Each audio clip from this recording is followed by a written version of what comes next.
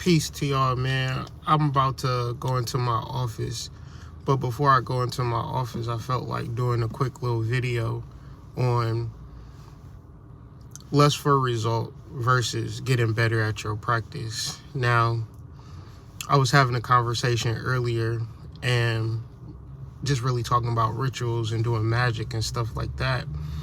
And the person was like, well, what are we going to do a spell for? Or what should I do a spell for? And I was like, trying to explain, like, you can't really have an intention when you getting into ritual and spell work, because your intention is not going to help you get better at the craft. So it's certain protocols, it's certain things that you do to understand, right? And so the more that you can do in like your setting, what you wear, your ability to work with the north, south, east, west, these things, like getting acclimated of doing rituals in your house, doing rituals in nature, like just understanding the different parameters of energies that work for you. And you won't really know that if you have an intention. Like if you're like, I'm doing a money spell, and then you do a bad spell and you don't get money. So you would think, I don't know what you would think after that. But my thing is like, you should really learn how to get better at doing rituals, meaning that do them for the sake of doing them, or have intentions that aren't so serious. Like if you need money, then don't do a money spell. But if you have money and you want to practice prosperity rituals, then it'll be easier. But also working with correspondences. So if you want money, it's not as simple as saying I want money versus working with peppermint. So this means wearing peppermint oil, having your house smell like peppermint. So using a peppermint cleaner, peppermint herbs. All of these particular things are correspondence to money. So you might go out, you'll be at work wearing peppermint oil and just having just a peppermint aesthetic going on, eating peppermints in your mouth and things of that nature, and just increasing your finances every time you speak, every time you talk. So the more understanding and working with peppermint and peppermint energy and other herbs associated, so there's spearmint, other types of mints, but then there's other herbs. Bayberry.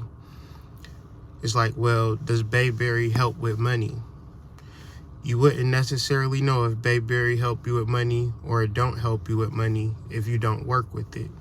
So if you work with bayberry one day and you're not making any money, then you didn't necessarily work with the herb. You didn't get better. So this is why it's very important not to get so caught up on money, because maybe you might have to do a spell for 30 days. You have to work with bayberry for 30 days. So much so that bayberry is just incorporated to your aura, it's incorporated into your fabric, so you just naturally begin to attract more prosperity into your life. But if you're just like, well, I want to make money, and you like got your arms folded, just wondering where the money is at, wondering where the love is at, these are things that I know. Like if you drink a tea at night and you infuse roses, mugwort, wormwood, you can attract love in your life. This is something that works for me. I've attracted love multiples of times. I know herb combinations that can fuck people up. Like you could, you can be over somebody's house and they burn a particular herb combination, and they ain't gonna never be the same. Like it's a lot of things in the craft that I'm just good at because I had a natural inclination to like burning herbs. Like, nobody told me to do it. I just seen herbs one day at this Mexican botanica, bought some, and just from there I just started working with them. And I can't say like the first time I was working with herbs I had results, because I really was like trying to tap into the particular result so bad that I didn't manifest anything to my recollection. But I know over time, like within like months and years of consistently burning herbs, I became to understand that the herbs had a direct reflection and correspondence to the thing that I was manifesting. So in reference to like rituals, you need to deal with the 5 senses.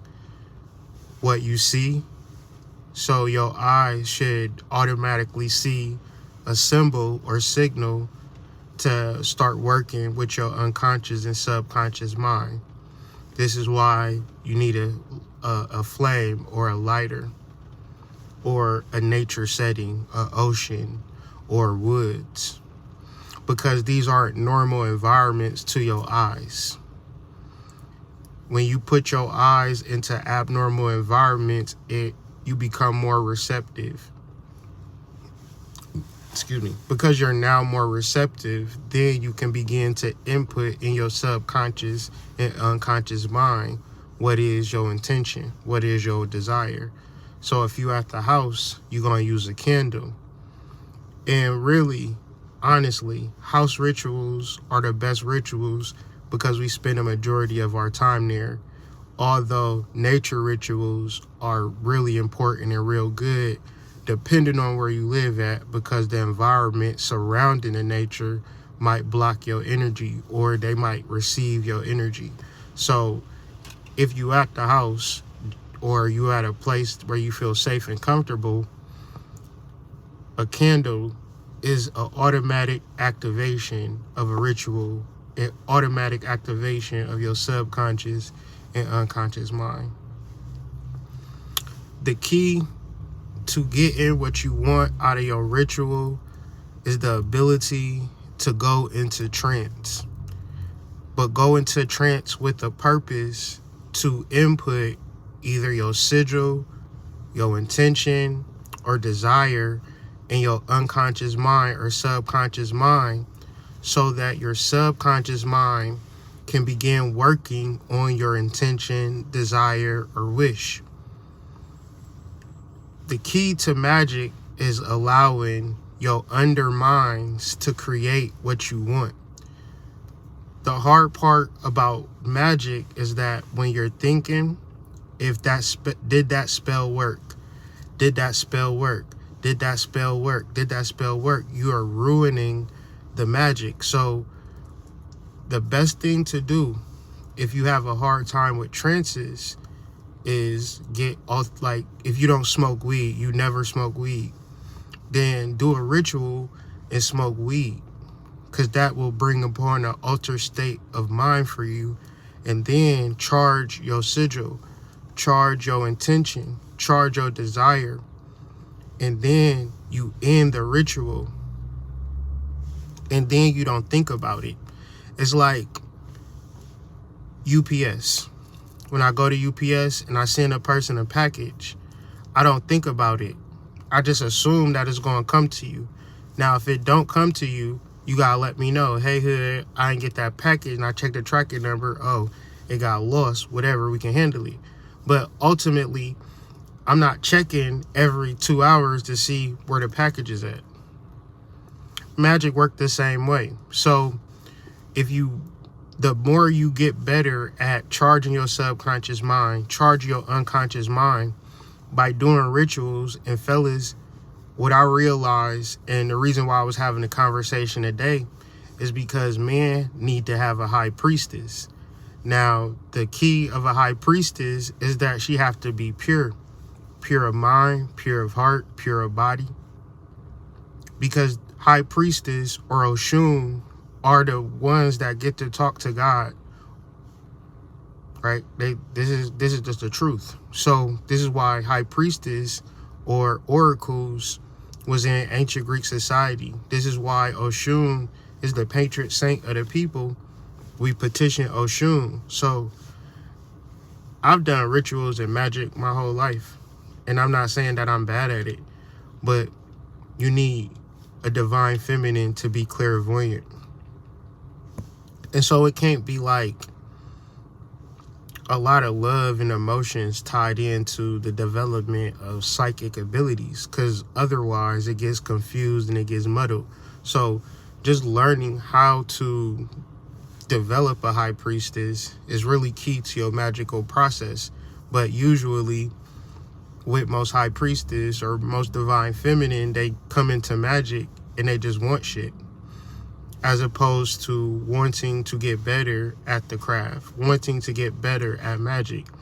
And the reality is you can take every day and do little rituals and see what happens. Because when you go to psychics and they might tell you you have to petition this angel or this saint, they're not going to tell you to do it for one day. They're going to tell you to do it for 9 days, 2 weeks, a month, something like that. So just think about that when you're doing magic, but then also think about it as if you're actually not being specific about your work and you created a code or a symbol, like you working with a herb. If you decided that peppermint is a sign with money, then stop thinking about money and start just thinking about peppermint. So, and another thing about working with magic and working with spirits is that you got to be perceptive of like symbols and codes and subconscious things, because sometimes we want things to be so literal, and if things aren't so literal and spelled out for us, then we get like it's not here. But what we need to understand as human beings is that we only see a small percentage of the electromagnetic spectrum. The remainder of the spectrum is left for ghosts, goons, and goblins. Things that we can't even perceive, things that we can't even understand. So what we can do is understand certain symbolisms and codes, like certain coincidences. And usually people have an abundance of coincidences. The only thing is that they think that it is a coincidence other than like your grandmother speaking to you, when the reality is not a coincidence. It's your grandmother speaking to you, but you're not really perceiving the codes. So this is something that you can get better at, because what you already, because usually this is what I've understood in my practice, is that the things that I want, I already have, and the things that I want to experience is like I'm experiencing them. It's just that I'm not able to perceive it. So open your mind, open your heart, relax your body, and you'll be able to start perceiving and start connecting dots. And if you witness a coincidence, start to recognize it as more of a spiritual communication. So with that being said, man, I just wanted to do a little quick video. Thank y'all for watching. Share this video with people who might be new to the craft and just want shit all the time and things of that nature, as opposed to getting better at the craft. And with that, you will be able to get the shit that you truly want. So peace to y'all. Hope y'all have a good day, and I'll see y'all on the flip side.